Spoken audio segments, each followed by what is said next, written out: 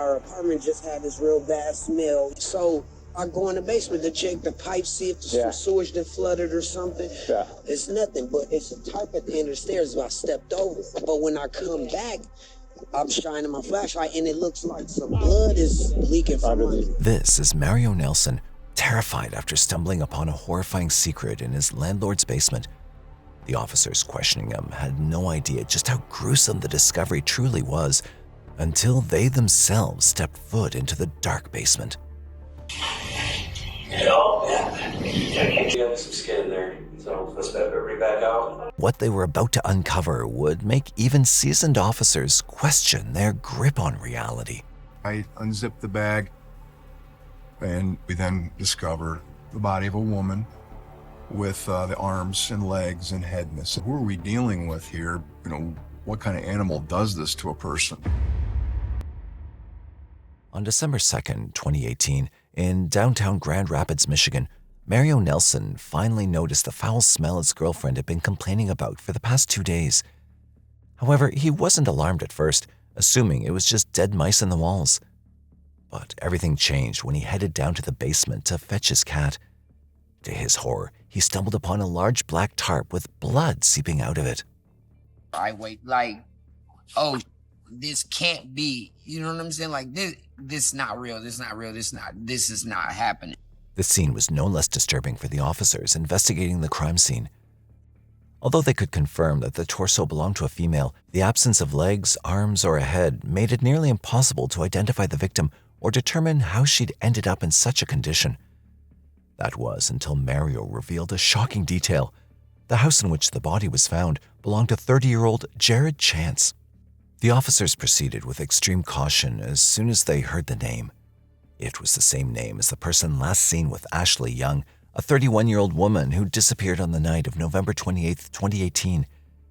Wanting to dig deeper, they questioned Mario about Jared, Ashley, and anything he might know about their connection. Who's this Jared Chance guy? That's the guy who lives upstairs. He lives upstairs? Yeah, this is Jared Chance. This him. Can y'all check to see if he in the house? Because he do got a gun. Is Ashley here? Have you ever seen the person that they're talking about? I seen her like a couple days ago when I went up there. Like he told me to come up there and smoke with him. So I just remember his white female, kind of chubby. Okay. Like she was a little Dark chubby. hair. Maybe like brunette, maybe like brownish red. Did he say how he knew her? He said what I say. I was like, I you know what I'm saying? Like, oh, you finna hit it because I ain't never seen her before. Right. He like, no, I'm just finna woo out. She's finna leave in a couple seconds because I got somebody else coming over. Did you see her leave? Or did you? No. You left first. Yeah, I left. Did you ever see her leave? Nope. Did she come in that Focus? Yeah. That was her car? Yeah. The last time Mario had seen Ashley, her car was parked right outside Jared's house. But now, it was nowhere to be found and had completely vanished without a trace. According to Mario, though, it wasn't Ashley who'd driven that car the last time. Did you notice anything weird in the car? Man, it was normal? Messy. It was like, I'm a person, I try to mind my business, you know what I'm saying? So I try not to be all, my girlfriend, she be, out the window all the time. Right. So like, I would never, honestly, God, if it wasn't for her, I never would even, because like when he knock on the door, I don't even answer. I just let him like, forget it, because he normally high off weed and Xanax, you know what I'm saying? I can't have a conversation with nobody like that. So was that Ford Focus or deceased then, I imagine? That's what I'm assuming. He sent me a message a couple days ago, like if somebody come looking for me, don't tell them I ain't here. Okay. He said that to you? Yeah, it text message. A couple of days ago he said that? Yeah. The crime scene was undeniably gruesome, and both the detectives and Mario had their suspicions about the victim and the person responsible. However, what Mario didn't realize was that it wasn't the officers who had connected the dots. In fact, someone else had already started their own investigation right after Ashley went missing. It was the morning of November 29, 2018, and Ashley Young was supposed to meet her mother, Christine, in Kalamazoo, Michigan, to co-sign a lease for her new apartment. At the time, she was actively searching for a new place to live after recently breaking up with her boyfriend, Moody Farron, and deciding to move out of the apartment they'd shared for years. However, the morning came and went, and Ashley never showed up. She wasn't responding to calls or texts, and no one knew where she'd gone. Christine even called her workplace and discovered that Ashley had missed her shift without giving any prior notice, something she'd never done before. As the day wore on, Christine couldn't shake the feeling that something was terribly wrong. The last time Ashley had checked in with her mother was the previous evening, but she hadn't mentioned where she was headed or who she was with. It had now been 24 hours since anyone had heard from Ashley, and Christine was in a full-blown panic. Ashley was gone, and the clock was ticking. Feeling helpless, she turned to the Kalamazoo Police Department for assistance. Unfortunately, as is often the case, the police didn't fully grasp the gravity of the situation. Person happens to be 31 years old. That could mean a number of things. Maybe the person doesn't want to be found or is just away with friends and having a good time. So it's generally not assigned to a full-blown investigation at that point. While the police had spoken to some of Ashley's friends, the investigation wasn't making much progress. But Ashley's mother couldn't sit by and wait, gripped by an icy wave of fear. With no clear lead to follow, Christine turned to social media, reaching out to Ashley's friends in hopes of finding a clue or any information that might help locate her daughter. Meanwhile, Christine began combing through Ashley's Facebook activity, desperate to uncover any clues that might hint at her daughter's plans or location. Ashley was always the kind of person who loved sharing snippets of her life online. It was her way of connecting. It didn't take long before Christine found a potential lead. In the days leading up to her disappearance, Ashley had been communicating with a man named Jared Chance, a name that immediately set off alarm bells in Christine's mind. Jared was one of Ashley's close friends, but his reputation was troubling. Known to many as wild and unpredictable, Jared had a history of violent outbursts fueled by substance abuse. He also had a complicated history with Ashley. Back in 2013, Jared had broken into Ashley's home, stealing her valuables and selling them off. It was an act of betrayal that ended their friendship for 4 years.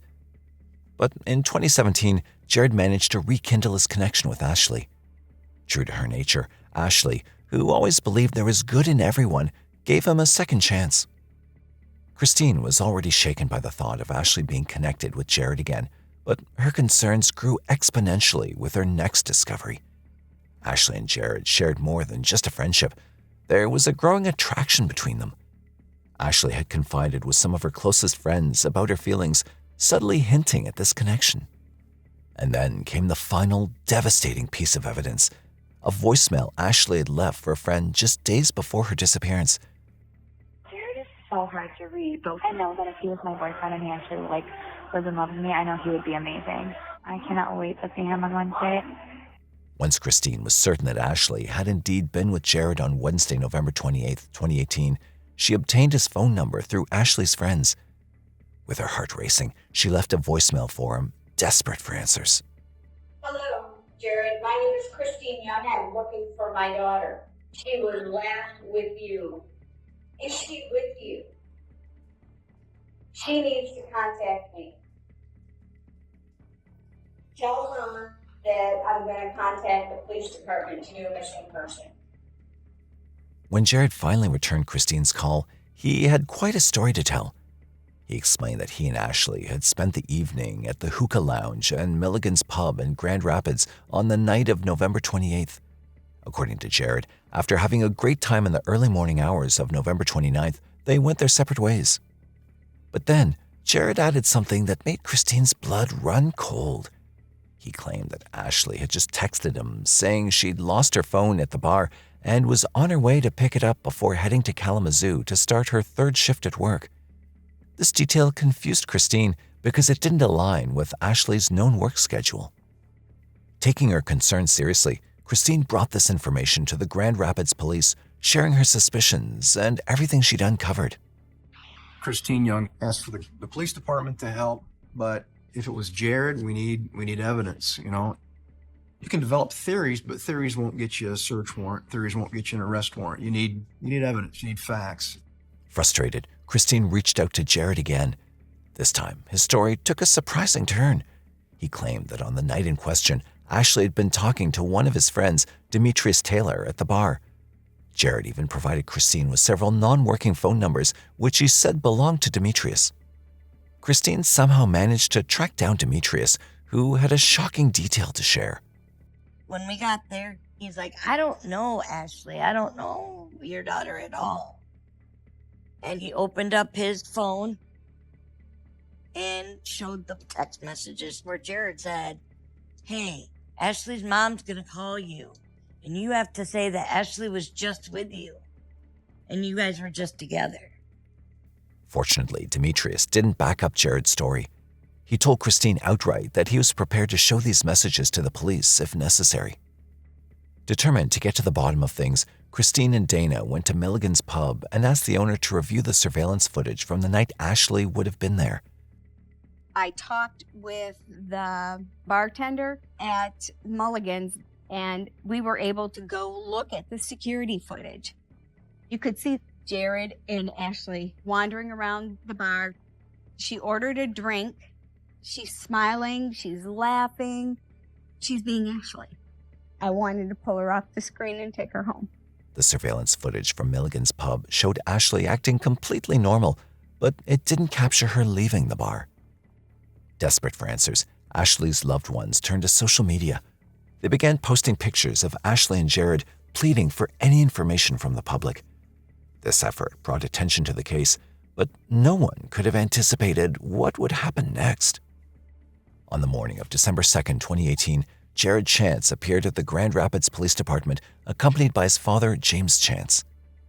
James demanded to speak with a few detectives, prompting the desk lieutenant to come out to the front window to ask about the situation. James explained that his son, Jared, had been harassed on Facebook by members of Ashley Young's family, as he was the last person to see her.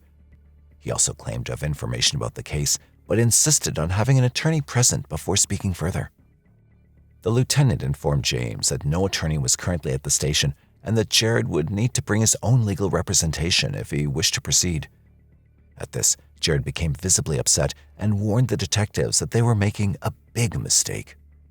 However, how big of a mistake that it would turn out to be, the Grand Rapids police would only realize a few hours later when they made the horrific discovery at Jared's house. It was shortly after noon when Mario's anxious 911 call came through. 911 emergency. I've been having a real bad smell lately. I just went in the basement, opened the basement door, and there's a tub and what looks like it could be blood leaking from it. And I want the police to come here ASAP right now and look at it. While detectives were occupied with processing the crime scene, Ashley's mother and stepmother decided to take matters into their own hands and confront Jared face-to-face at his home.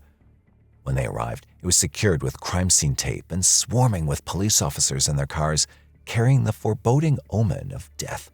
We pulled up. I thought there was an accident. They found a body at his house, and it's a female, saying, "Please tell me that's not her. It's not Ashley. It can't be Ashley." Although Christine could feel her worst fears coming to life, she clung to the slim hope that it might not be Ashley, as the victim's identity had yet to be confirmed. The detectives shared her concern, but an even greater worry loomed. Had they waited too long, allowing Jared to slip through their fingers?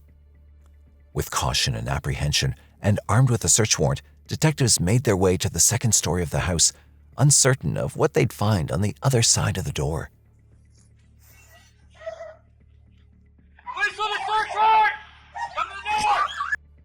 To their utmost surprise, detectives found Jared inside his apartment. Throughout the entire ordeal, he had simply been sleeping. As Jared was secured in the police van and transported to the station, the detectives turned their attention to searching his apartment. Little did they know, they were about to make even more chilling discoveries. When I entered the second-level apartment, there was a large brown stain on the kitchen floor. I looked in the bathroom and noted there wasn't a shower curtain in the bathtub. I remember looking at one of the floor vents, and I pulled the grate off, and then I saw cartridges, small caliber. A lot of different areas that we found tested positive for blood. Detectives also discovered that the shell casings were from a .22 caliber pistol, the same type that Jared owned, though it was now missing from the home. But the most unnerving discovery was yet to come. As they made their way to the stairwell, they noticed a cardboard box. Inside the box, wrapped in black garbage bags, they found 2 legs with no feet and 2 arms with no hands. They also found women's clothing, a hoodie, and a pair of boots with blood on them. All these items pointed to the unmistakable signs of gruesome violence. Yet nobody knew exactly what had happened. But the one person who could explain it all was now in their grasp. Jared was taken into custody. He was brought down to the police department to an interview room. You need to take just for a sec? We'll get your cuffs off, okay? Want me to take them off, the cuffs? Yeah, you gonna be decent with us? Initially, Jared was somewhat talkative. After exchanging a few words of small talk, detectives asked Jared why he'd come to the police station earlier that day. We appreciate the fact that you came in earlier, and I'm sorry you got turned away.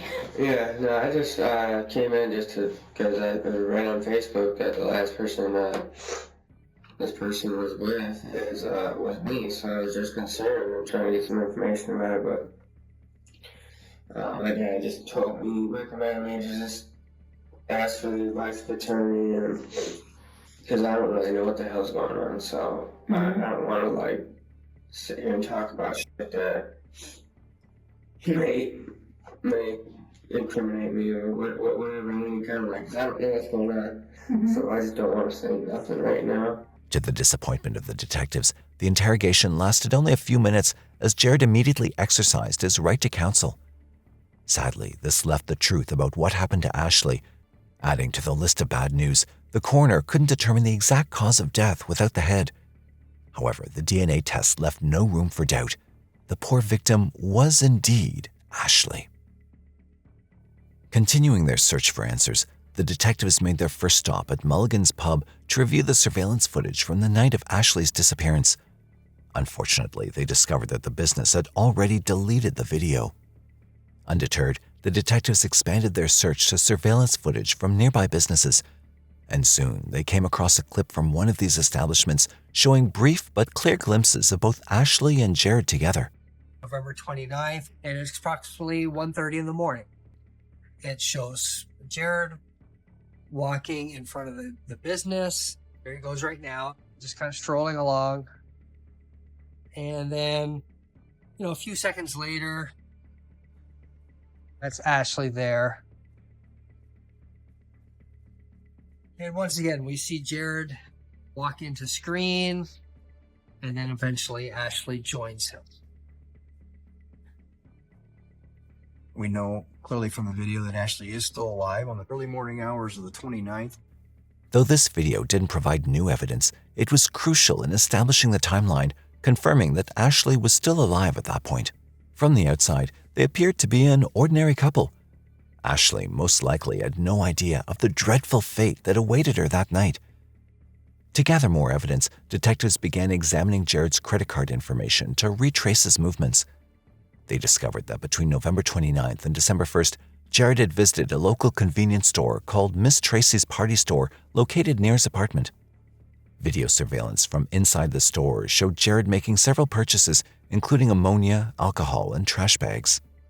However, it became even more disturbing when an external surveillance camera from the store captured Jared dumping something into a nearby garbage bin. When police searched the bin, they discovered more evidence: latex gloves, Ashley's person ID, and Jared's blood-soaked pants. The picture was becoming clearer and clearer now. So when you start looking at what he's buying at Miss Tracy's and then you look at his apartment, it becomes pretty evident that Ashley was murdered in the kitchen and then ultimately dragged 10-15 feet and put into the bathtub, and that's where he did the grisly job of dismembering her.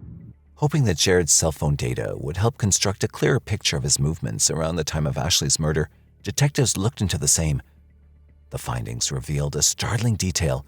Jared's phone had traveled to Holland, Michigan, about 30 miles southwest of Grand Rapids, where his parents, James and Barbara Chance, lived. We were with Jared on the same day that we made the discovery of the body.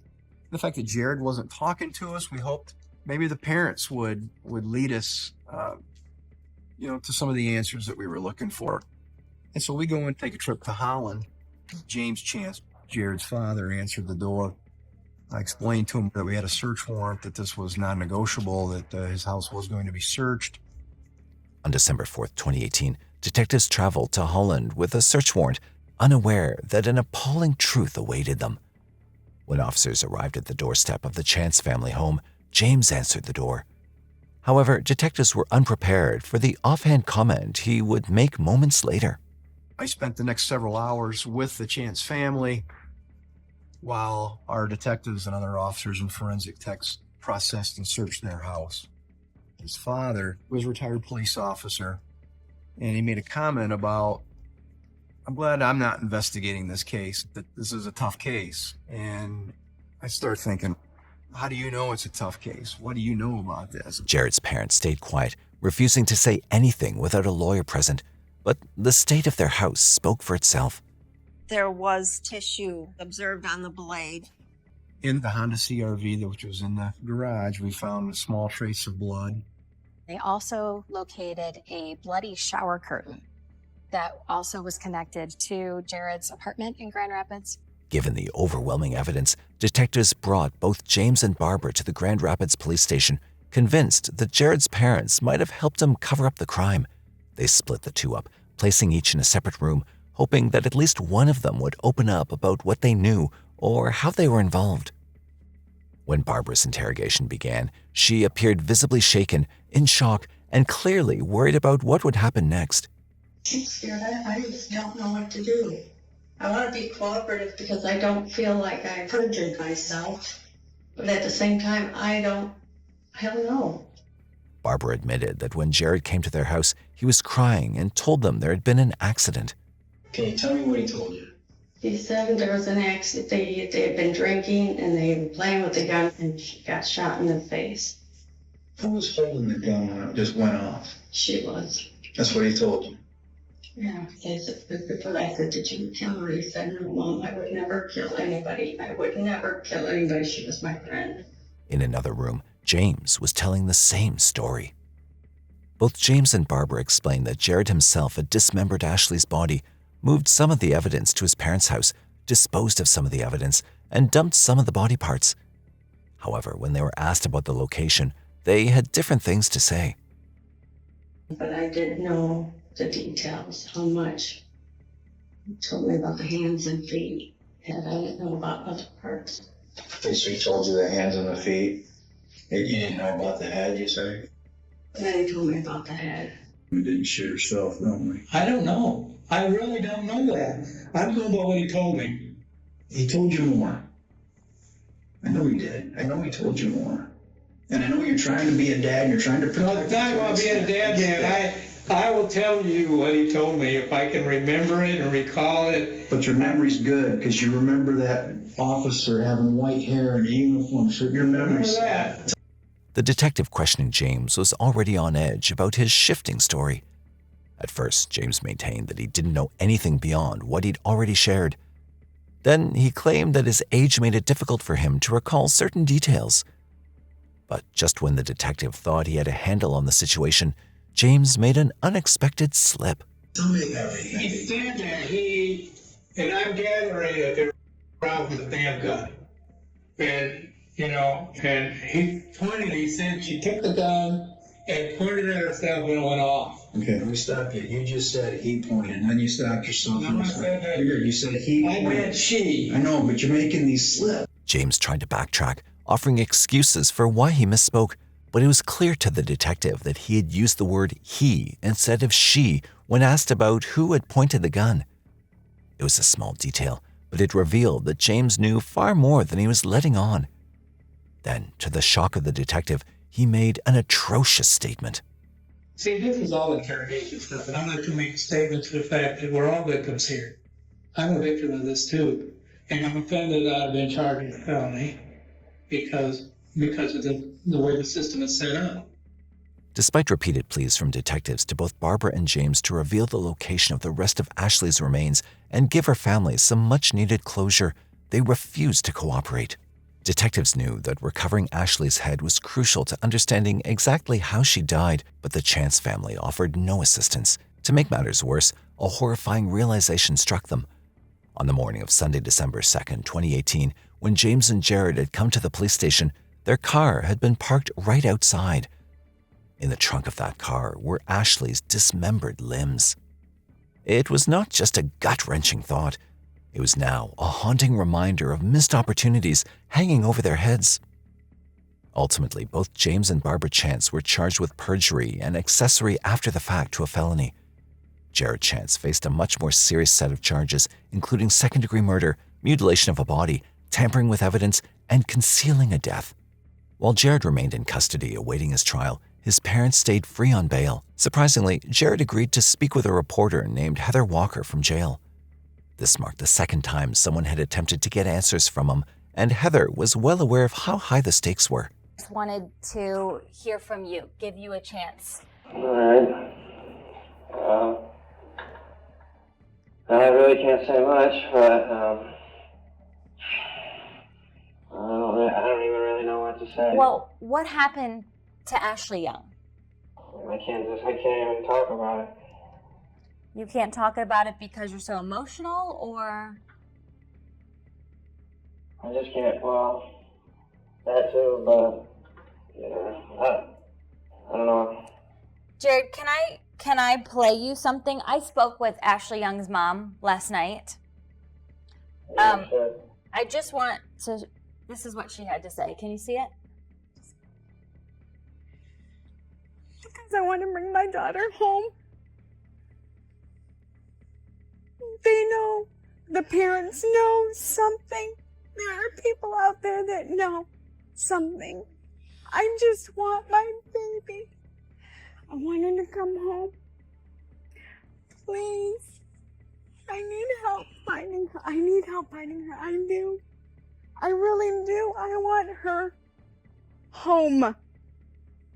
Ashley no longer has a voice. Was Ashley's mom last night. She just wants to bring the rest of her baby home. There are pieces of her that are missing. But I don't even.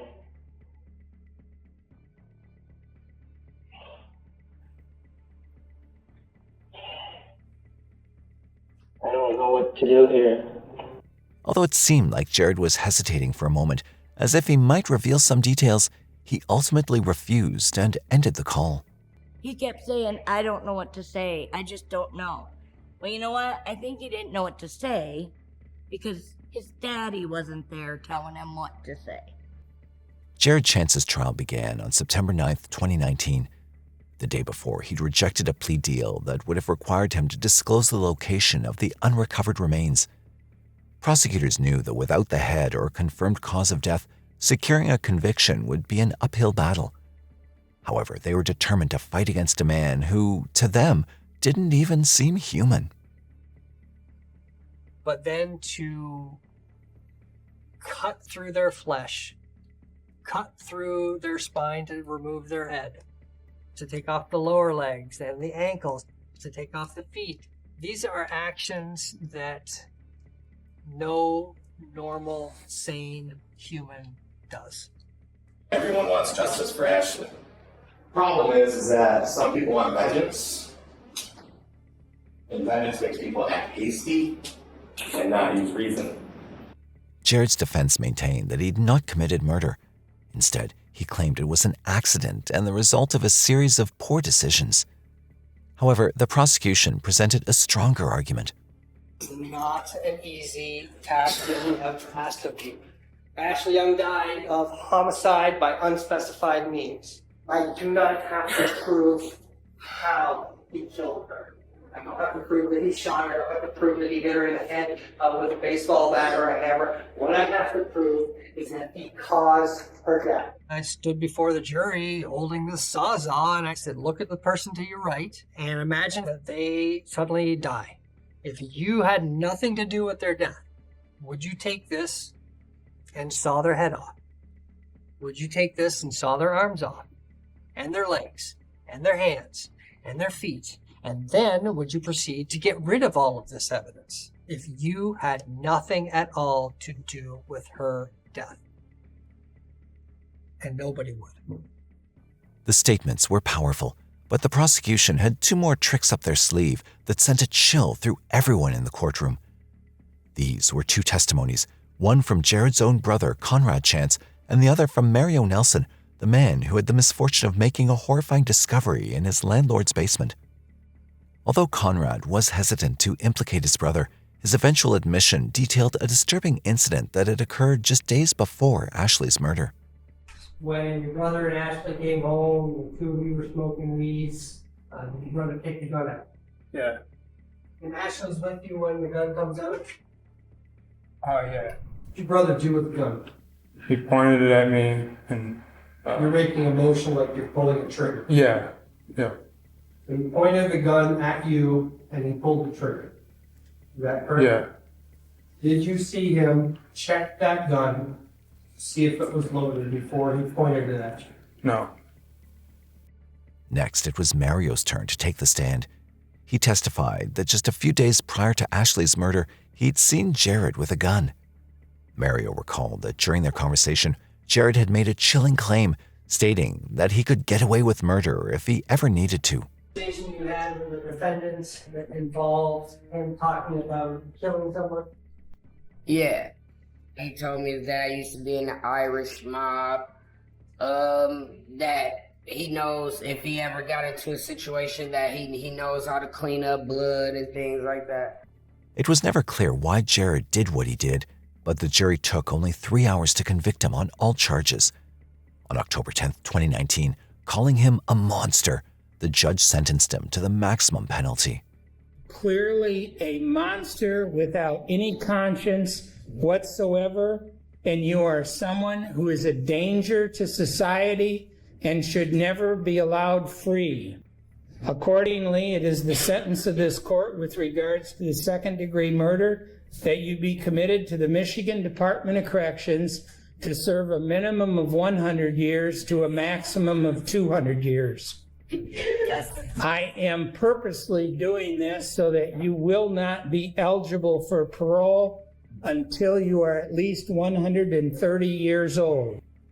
When Christine was given the opportunity to address Jared in court, she didn't hold back. I cried 7 days a week. 18, I was told I would never have children by a doctor. I thank God he gave me the gift of Ashley, even though it was for a very short period of time. God gave me that gift. You had no right to take her from me. This is what's left of my daughter. If I want a hug, I have to hug a box and close my eyes and pretend that she is hugging me back. Dear chance I gave you, I want to rip you limb from limb and discard you like trash, like what you did to Ashley. You do not deserve to breathe. Unfortunately, Jared's parents didn't face the same level of harsh punishment as their son. Barbara pleaded guilty and was sentenced to 45 days in jail, although she ultimately served only 29 days. James, on the other hand, chose to go to trial. While he was cleared of perjury, he was convicted of being an accessory after the fact and received a sentence of 30 days in prison along with 1 year of probation. However, he ended up serving only 14 days. Before we conclude, we extend our deepest condolences to Ashley's family and loved ones. It's impossible to comprehend how someone could betray a friend in such a horrific way and rob her family of the peace of laying her to rest with dignity. To Christine, who lost her only child, the pain of this loss may never fully heal. However, Ashley will always live on in her heart, a constant reminder of the love they shared. What are your thoughts on this case? What do you think could have driven Jared to commit such a horrific crime? We'd love to hear your opinions in the comments below. If you have any cases you'd like us to cover, feel free to leave your suggestions. Don't forget to like, share, and subscribe to Mysterious 7 for more captivating true crime stories like this one. Until next time, stay safe and stay curious. Shout out to these incredible true crime lovers. Your support truly keeps us going. To the rest of the Mysterious 7 family, if you want to get in on the action and get a shout out, join our Crime Police membership today.